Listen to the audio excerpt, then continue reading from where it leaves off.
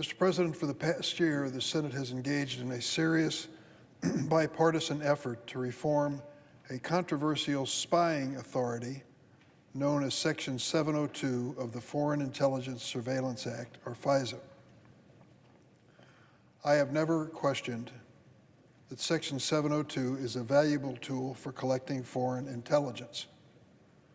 Congress' intention when we passed Section 702 was clear as could be. FISA Section 702 is supposed to be used only for spying on foreigners abroad.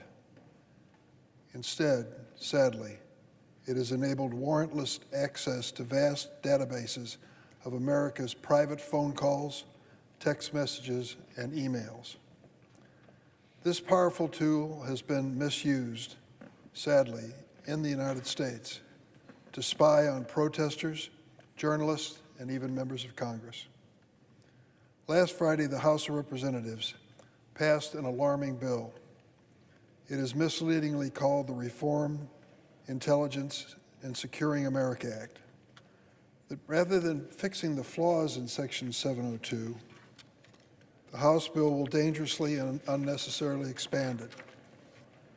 The Senate is now rushing to pass the House bill as is because FISA Section 702 will sunset on April 19th. But that is a false choice. No member should be fooled into believing that Section 702 will go dark and not be available to be used on April 20th if we do nothing. We planned for this exact scenario by providing clear statutory authority to continue surveillance under existing orders from the Foreign Intelligence Surveillance Court, known as FISC, after Section 702 nominally expires. In fact, the U.S. Department of Justice has already obtained a fresh one-year certification from this court to continue Section 702 surveillance through April of 2025. Let me repeat that.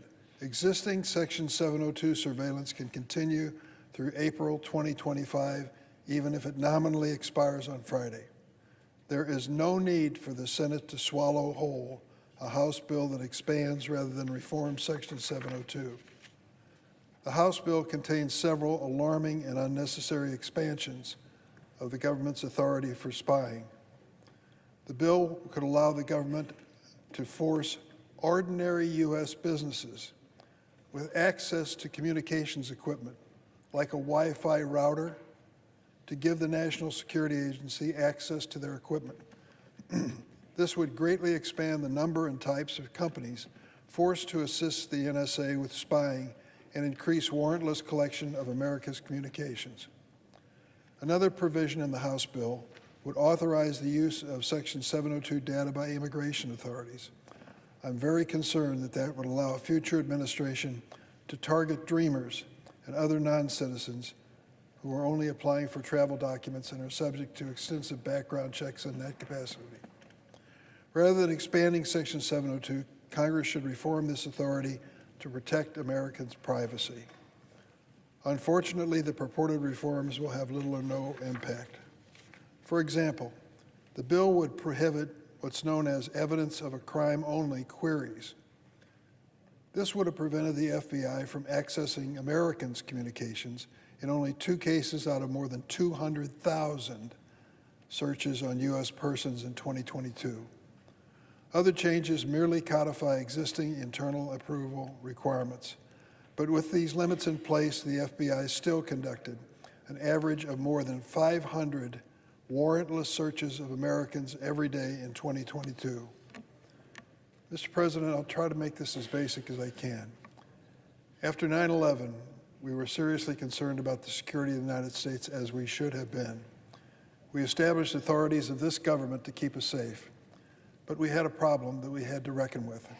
And the problem was this.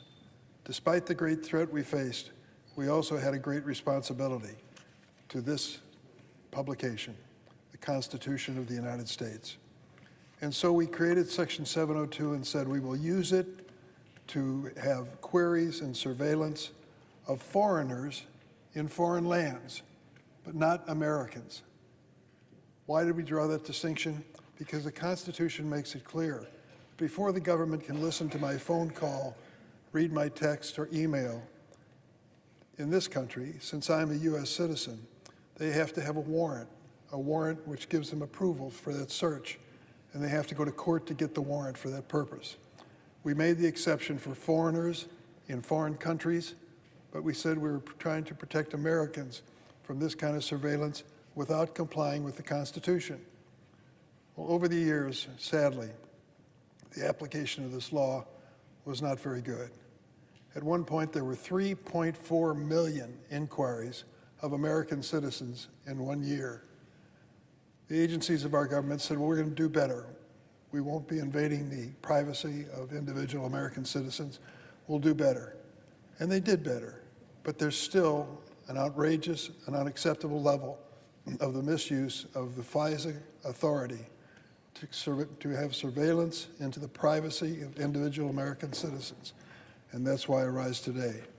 After the long history of abuses of this authority, spying on Americans without the constitutional warrant as required, Congress should not rely on internal executive branch procedures as a substitute for court approval.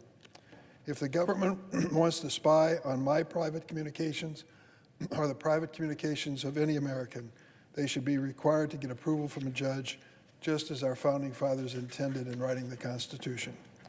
A bipartisan amendment in the House would have required the government to obtain a warrant before searching Section 702 databases for the communications of American citizens.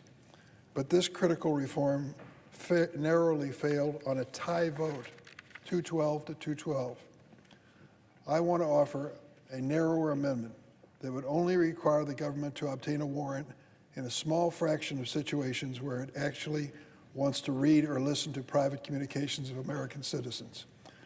The vast majority of warrantless FBI searches on U.S. persons do not return any results. Less than 1.6%. Less than 1.6 return any measurable results. Based on recent FBI statistics, that would amount to just 80 times a month that the FBI or other agencies that are engaged in this 702 surveillance would have to ask for a court order to protect inquiries and investigations into private communications of American citizens. I have sat through numerous classified briefings on Section 702 and listened carefully to the government's concerns about having to obtain this court approval in order to review the contents of American communications. My bipartisan amendment accounts for these concerns by providing exceptions to the warrant requirement for emergencies or cybersecurity attacks or where an American certainly consents to the search. This will ensure that there won't be any delays that jeopardize national security. What it will not allow are fishing expeditions in which there are no unusual circumstances and the government does not have probable cause. This pragmatic approach, respecting the Constitution, will safeguard American privacy and still preserve Section 702's critical value for collecting foreign intelligence and protecting national security. The chair of the Independent Privacy and Civil Liberties Oversight Board conducted a thorough review based on the classified record and reached the same conclusion. Congress has a responsibility to the American people to get this right. I recognize the importance of Section 702, but we should not rubber stamp the House's flawed bill where surveillance is already authorized until April 25. I want to respect the need for Section 702, but I'm sworn to respect the need to follow this Constitution. Without critical changes to improve this bill, I cannot support it. And I yield the floor.